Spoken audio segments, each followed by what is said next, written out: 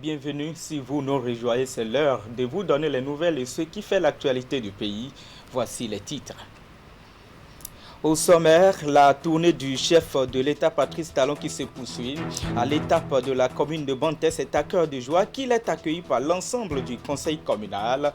Occasion pour le maire de dresser à Patrice Talon les grandes difficultés qui minent le développement de la ville et surtout à travers sa personne de faire porter le message de la population qui souhaite l'implication personnelle du président de la République pour le retour au bercail des Komi Koutié, fils de la localité qui était aussi ministre des Finances. Et puis, préparatif pour la présidentielle de 2021, une délégation du COSLEPI était hier au cabinet du président de la Cour constitutionnelle. Gilbert Bagana et Joseph Jogbenou ont exploré les réalités actuelles relatives à l'actualisation du fichier électoral national. Tout se met en place pour obtenir au bout du processus une liste fiable et consensuelle avant le grand rendez-vous du jeu démocratique de 2021. Et enfin, on parlera aussi dans cette édition de la question de gestion des eaux et l'assainissement qui était au cœur des échanges du nouveau numéro de Café Media Watch, une initiative du cadre de concertation des acteurs non étatiques du secteur eau et assainissement. C'est la direction départementale de la santé et littorale qui a abrité la rencontre jeudi en présence des professionnels des médias. Voilà pour les titres. Bonjour à tous et merci de toujours nous préférer pour vous informer. Je vous le disais, on démarre par la tournée nationale du chef de l'État. La tournée de Patrice Talon qui se poursuit à l'étape de la commune de Bantes et qui est dirigée par le parti FCBE. C'est à cœur de joie qu'il est accueilli par l'ensemble du conseil communal. Occasion pour le maire de la commune de dresser à Patrice Talon les grandes difficultés qui minent le développement de la ville. Et bien surtout aussi à travers sa personne de faire porter le message de la population de Bantes qui souhaite l'implication personnelle du président de la République pour le retour au bercail de Komi Koutié, fils de la localité, ancien ministre d'État chargé des Finances. Reportage. Qu'il me soit permis de dire devant vous, au nom des populations qui m'ont mandaté à cette fin, que Bantes n'est pas contre la personne du chef de l'État que vous êtes, ni contre l'institution que vous incarnez, monsieur le chef de l'État. Seulement, elles aimeraient qu'en votre qualité de père de la nation, vous puissiez faire tout ce qui est en votre pouvoir pour favoriser le retour au pays de tous les fils et de toutes les filles actuellement éloignés en général et de leurs fils, comme Koutié en particulier. La justice a demandé de rendre compte de certaines choses qu'on a vues quand il gérait la microfinance, qui était un instrument si important pour le Bénin, pour les jeunes, pour les femmes notamment. Le Fonds national de microfinance. Pourquoi voulez-vous que des douaniers aient été radiés, soient en prison, que des directeurs de société soient devant la justice, que des maires, l'ancien maire de Cotonou, grande ville, soient appelés devant la justice parce qu'on a vu des choses, que parce que quelqu'un est mon ami ou parce qu'il est notre frère, qu'on lui demande de répondre et qu'il refuse de répondre, qu'il part à l'étranger. Mais que la requête soit, Monsieur le Président, il faut faire revenir Komi Koutié au pays. Mais on a prié mon choix qu'il revienne pour répondre de ce qu'il a fait. Si c'est à tort, il sera blanchi. Ce que nous n'avons pas le droit de faire, c'est refuser à ceux à qui on reproche quelque chose, qu'au moins qu'ils répondent de ce qu'on leur reproche. Le pardon vient après. Mais on ne peut pas dire que personne ne doit répondre de ce qu'il a fait. Que quand la police convoque quelqu'un, que la personne n'y aille pas, parce qu'il est un ami. Que quand la justice convoque quelqu'un, qu'il n'y aille pas, parce qu'il est un fils. C'est pas bon. Il ne faut pas demander ça.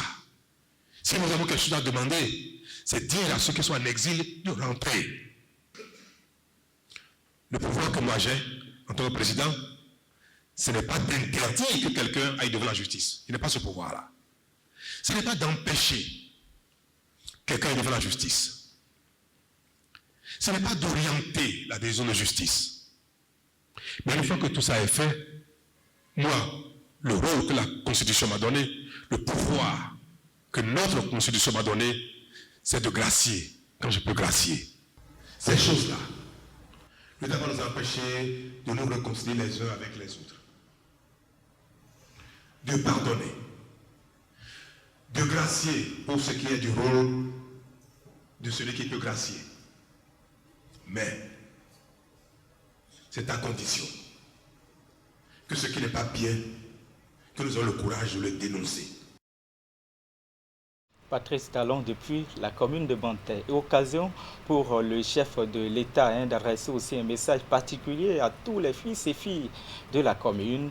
Eh bien, le développement de la commune est bien et bien une priorité pour son gouvernement, a-t-il souligné. On écoute à nouveau le président de la République.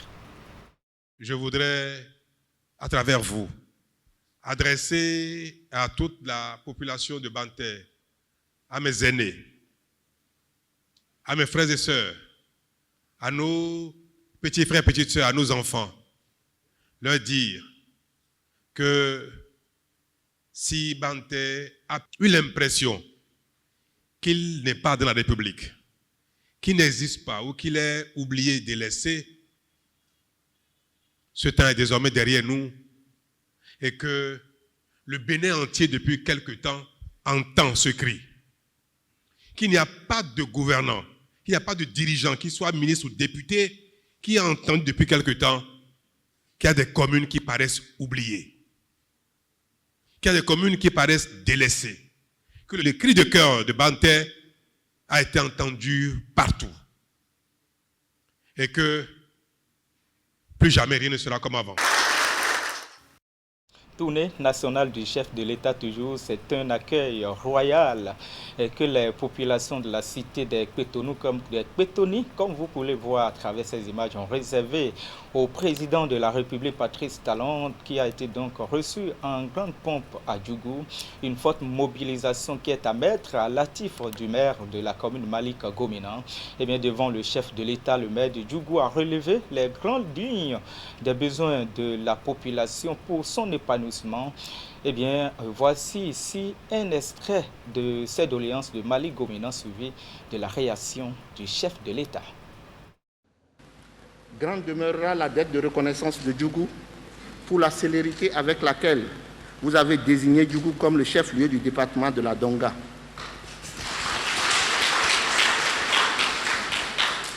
Les populations souhaitent que cette célérité soit contagieuse et impacte les travaux de construction de la préfecture et de la cité administrative. Aussi, ont-elles compris que vous êtes un homme de méthode et que l'asphaltage commencé dans certaines communes les atteindra très bientôt.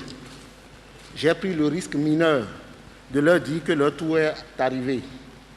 Je suis allé plus loin en disant qu'après l'étape de Grand Nokoué, l'assainissement vient à Djougou. Il n'est pas souhaitable que le microcrédit disparaisse. C'est réhabilité. Nous allons mettre beaucoup de moyens. Nous avons changé le modèle. Il ne sera pas nécessaire d'être proche d'un ministre, d'être proche d'un maire, d'être proche d'une autorité pour avoir accès à la microfinance. Pour aller prêter de l'argent à la banque, dans les CERCAM, on n'a pas besoin d'avoir une couleur politique. C'est pareil pour la microfinance. Donc soyez rassurés, chères sœurs de Djougou, l'État a restructuré le modèle, a trouvé une autre façon d'opérer, de vous faciliter la tâche, et l'État a décidé de mettre beaucoup d'argent dans le microcrédit pour vous, mais veuillez rembourser régulièrement pour avoir accès régulièrement pour que d'autres aussi aient accès. Pour les cantines scolaires, madame, notons que dans la plupart des écoles où le besoin se fait sentir, là où c'est nécessaire, qu'on soit à 100% de couverture. L'argent ne circule plus, c'est vrai. L'argent ne circule plus. Mais il est où l'argent? Ils travaillent. C'est cet argent qui ne circule plus, que nous faisons l'effort de ne plus consommer, qui nous permet d'avoir l'eau, l'électricité, les cantines scolaires pour nos enfants, les routes, les écoles, payer les arriérés des enseignants et des médecins, les marchés, les stades. Vu la position de Djougou, troisième pôle socio-économique, vu notre ambition de faire de notre pays un pays bientôt développé, à la fierté de nos enfants, si ce n'est à la nôtre, Djougou sera une ville moderne. Le Bénin vient de loin, mais le Bénin va loin désormais. Autre chose maintenant, les niveaux de mise en œuvre du programme d'action du gouvernement dans les départements des collines et qui intéresse des cadres natifs de la région. Une délégation conduite par l'honorable Edmond Agua a sillonné à cet effet les villes de Dassa, Savalou et Banté et pour se convaincre de l'effectivité de l'exécution et du taux d'avancement des différents travaux et programmes du gouvernement lancés dans ce département. Imet Hélène Mousson. La tournée a conduit la délégation dans plusieurs localités du département des collines, notamment les villes qui composent la 9e circonscription électorale. Elle a parcouru les chantiers réalisés ou ceux en cours d'exécution et qui sont inscrits au programme d'action du gouvernement. À Dassa, le premier site visité est le chantier de construction du pont de Bété-Koukou. L'ouvrage à terme va relier les communes de Dassa à Savé avec un accès rapide sur le géant de l'Est. L'objectif visé, c'est de voir à quel niveau la construction de ces infrastructures se trouve, s'enquérir des difficultés que les entreprises et les bureaux de contrôle rencontrent. De Bété-Koukou, cadres des collines et élus parlementaires conduits par l'honorable Agua se sont rendus à Panouyan. Les visiteurs sont allés constater l'évolution des travaux de construction et d'aménagement de la route Panouyan-Gbanamé-Zanyanado. Long de 7 km, l'infrastructure routière est presque achevée. Elle offre désormais de nombreuses opportunités aux usagers, avec également la possibilité de rejoindre les villes du Septentrion en passant par la région à Gonli et le département des collines lorsque vous quittez les capitales administratives et économiques du pays. Vous ne pouvez pas reprocher des choses, vous ne pouvez pas demander des choses au régime en place si vous êtes député élu dans une circonscription donnée, mais député national, sans savoir concrètement ce qui se passe sur le terrain. Vous ne pouvez pas être député et ne pas faire des investigations, ne pas chercher à connaître, à voir, à savoir ce qui se fait. Et là, ce que nous voyons, ça nous épate. Nous ne pouvons que vraiment dire bravo au président Talon, ça nous rend fiers. De la cité des 41 collines, la randonnée s'est poursuivie à Savalou, le site du stade omnisport en construction, le réservoir d'eau de la Société nationale des eaux du Bénin, réalisé dans le cadre du projet de renforcement du système d'alimentation en eau potable, ont été parcourus. Les efforts de l'exécutif pour soulager les peines des populations dans la zone ont été salués. C'est une grande satisfaction que tout ce programme qu'on entend à la radio, à la télé, soit des programmes effectifs sur le terrain. On est ici maintenant sur le stade de Savalou et vous constatez très bien que ce joyau-là, lorsqu'on va le terminer, ce que ça va représenter pour Savalou. Au pays des pactes de terre, la délégation est descendue à Bobet. Ici, l'honorable Agua et sa suite ont visité le kiosque à énergie installé dans le cadre du projet Pana Énergie.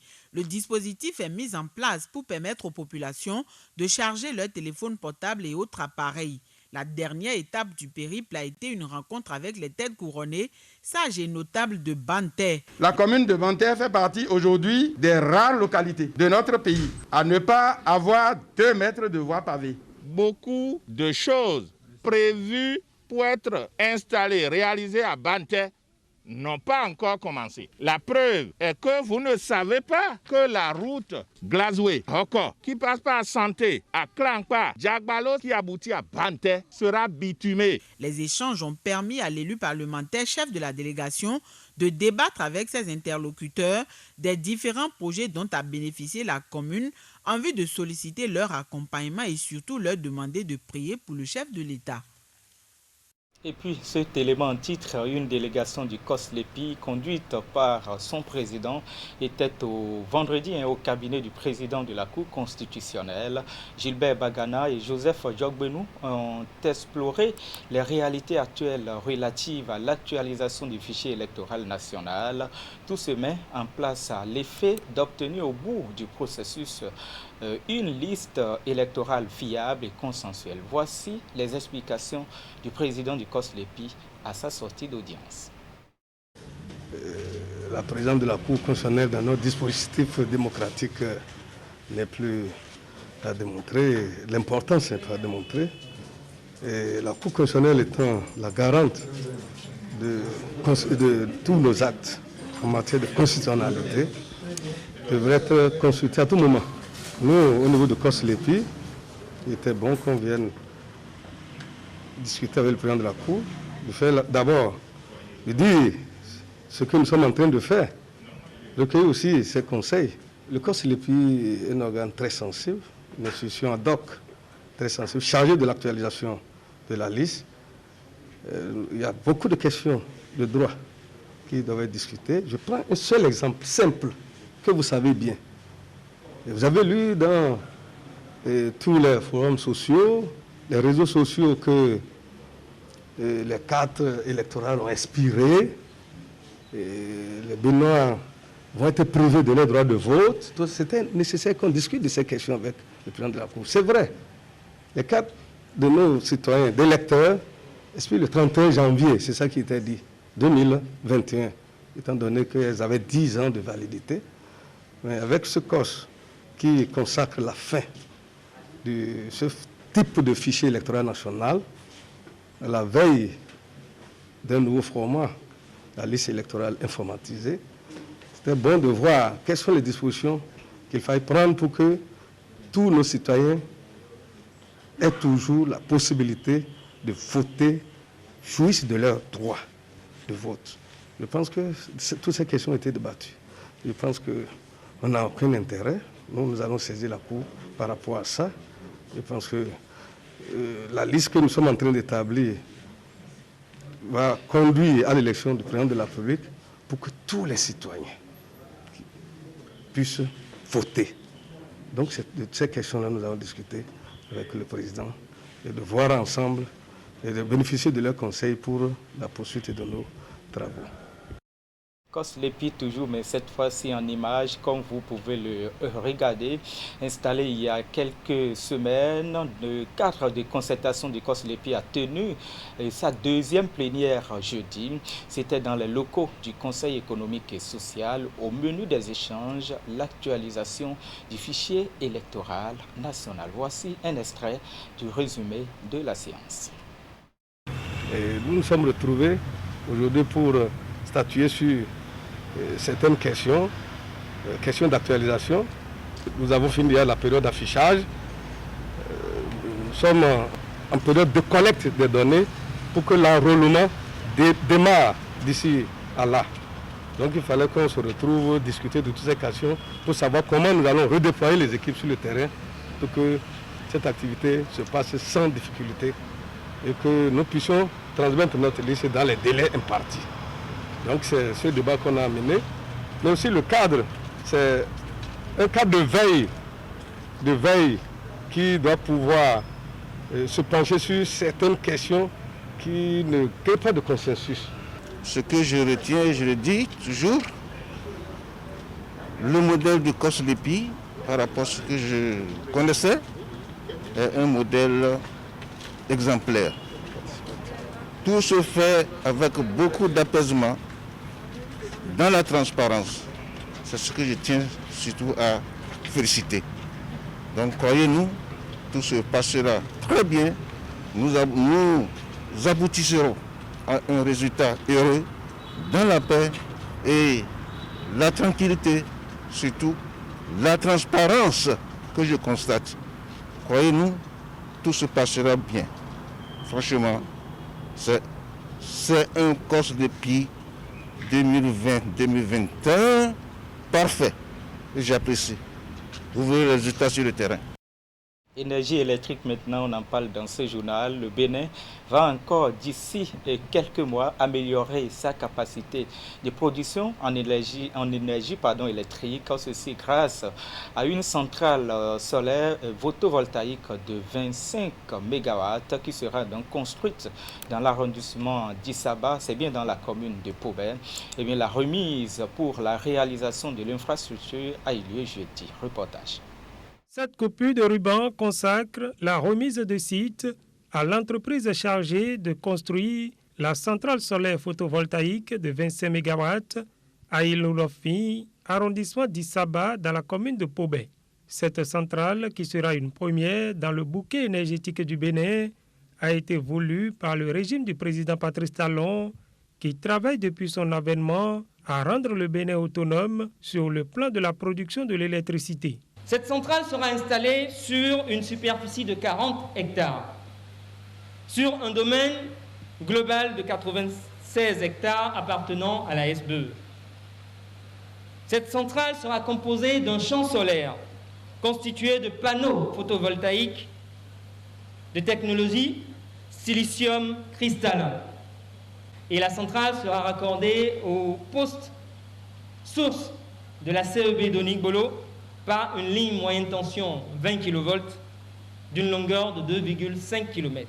Un nouveau pas historique franchi ce jour par ce gouvernement que je qualifie de l'ère des Lumières, sous le leadership éclairé, sans jeu de mots, du président Patrice Talon.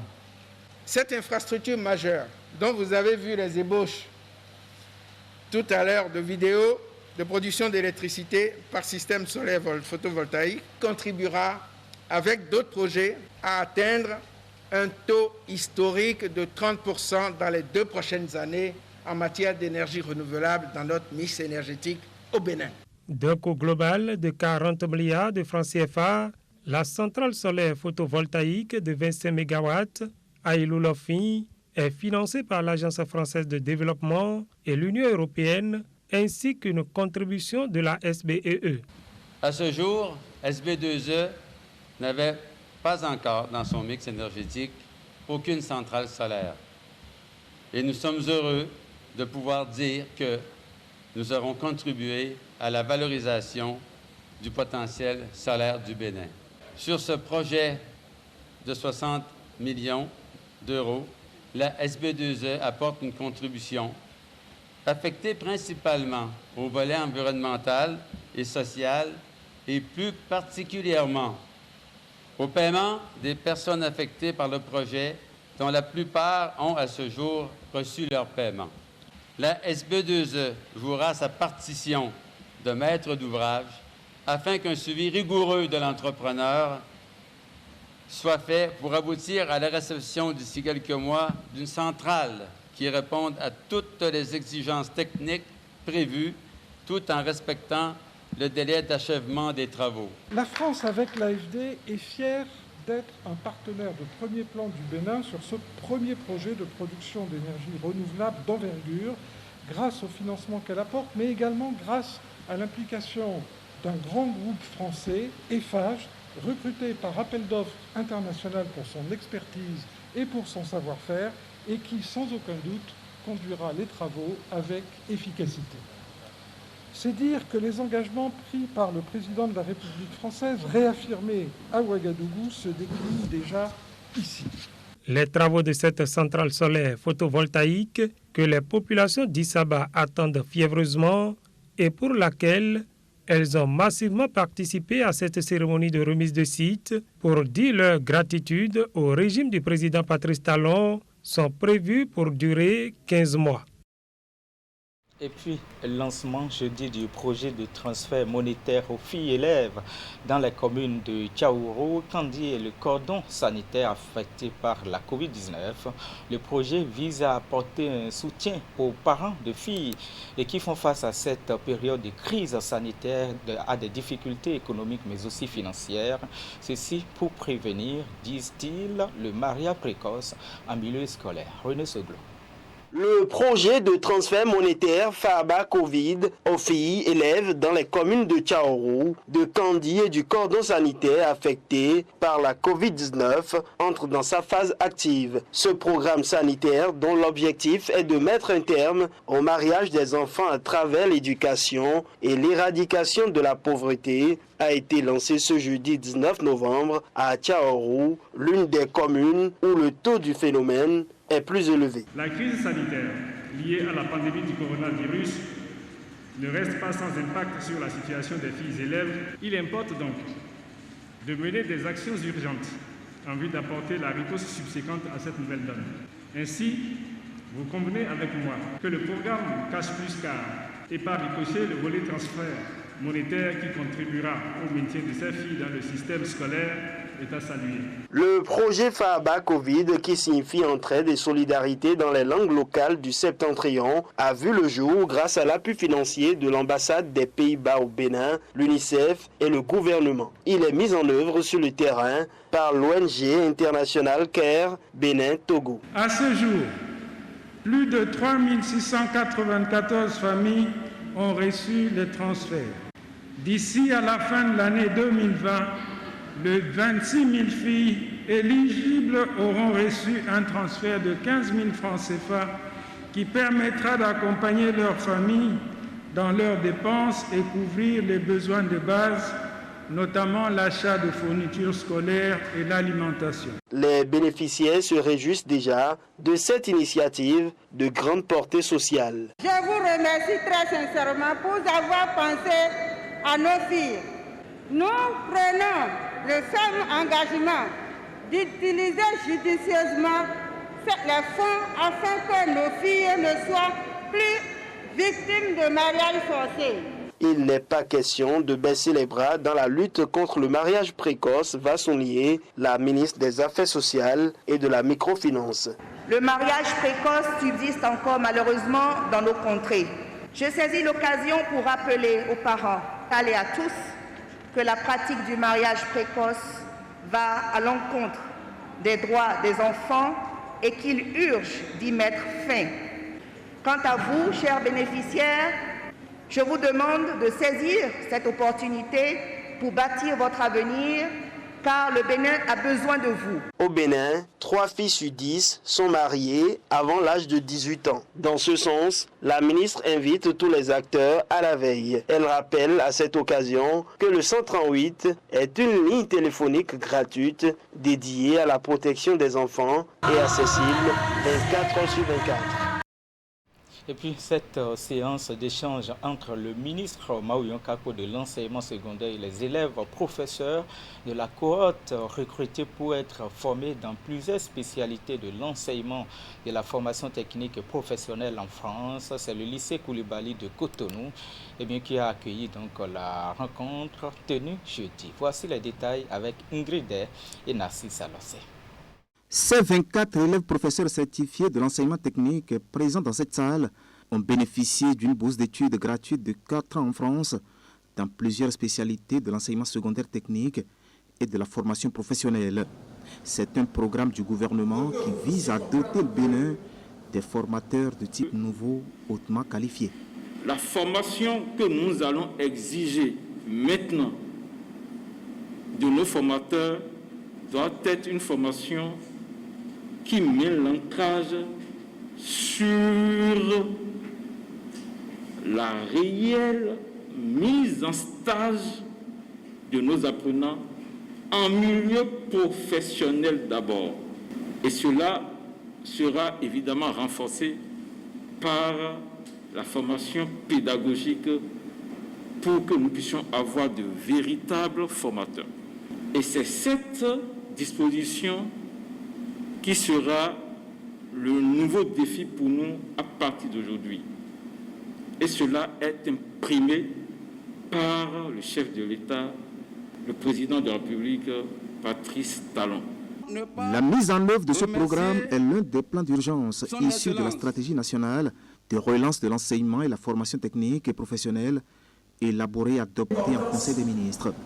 Ce plan d'urgence prévoit le recrutement et la formation complète à l'extérieur de 60 élèves professeurs certifiés.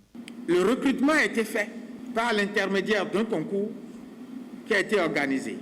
Et après le concours, la cellule d'appui à la mise en œuvre de la stratégie a pris contact avec des écoles de formation à l'extérieur pour que les 60 stagiaires retenus puissent bénéficier de leur formation. Mais dans le contexte de la pandémie de Covid-19, toutes les écoles de formation contactées n'ont pu répondre. Il y a seulement l'Académie de Versailles qui a répondu et qui a fait des propositions avec un dispositif de formation approprié.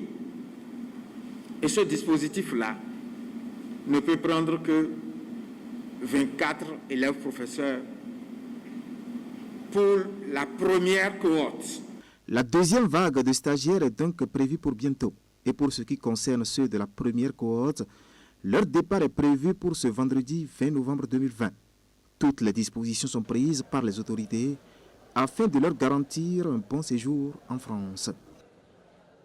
Et puis cet élément en titre pour boucler la boucle, la question de la gestion des eaux et assainissement qui était au cœur des échanges d'un nouveau numéro de Café Media Watch.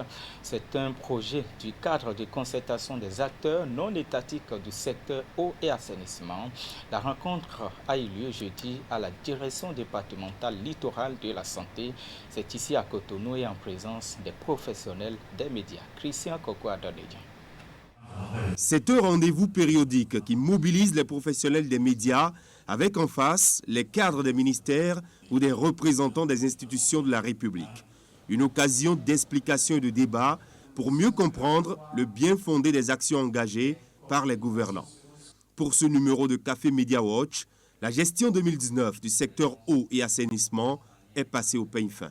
L'ensemble des structures mettant en œuvre les différents programmes du secteur ont présenté leur bilan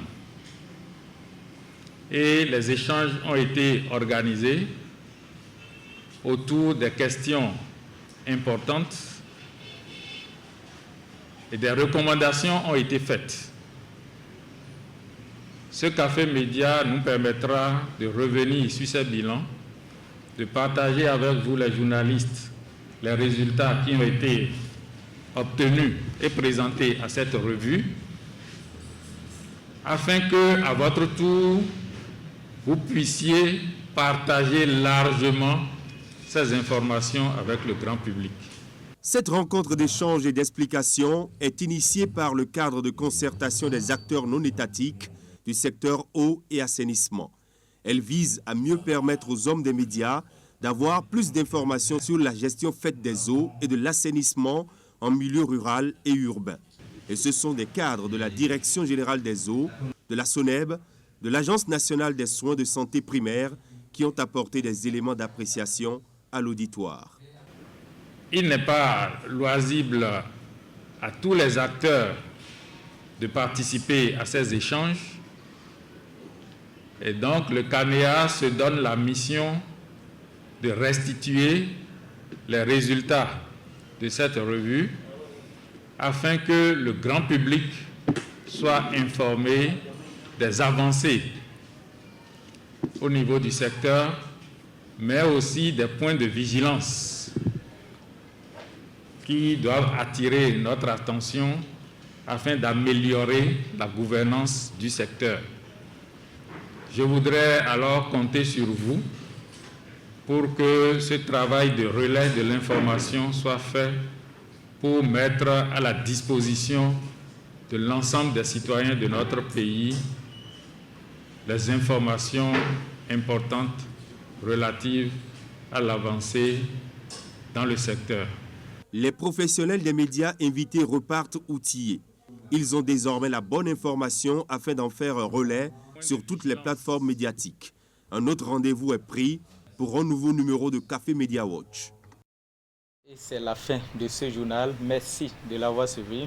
Vous retrouvez le reste de l'actualité sur le canal 3 Bénin mobile qui est via votre smartphone et sur canal3télévision.com. C'est le week-end. Quelle que soit votre situation, gardez toujours le sourire. Le meilleur reste à venir. Bon week-end à tous.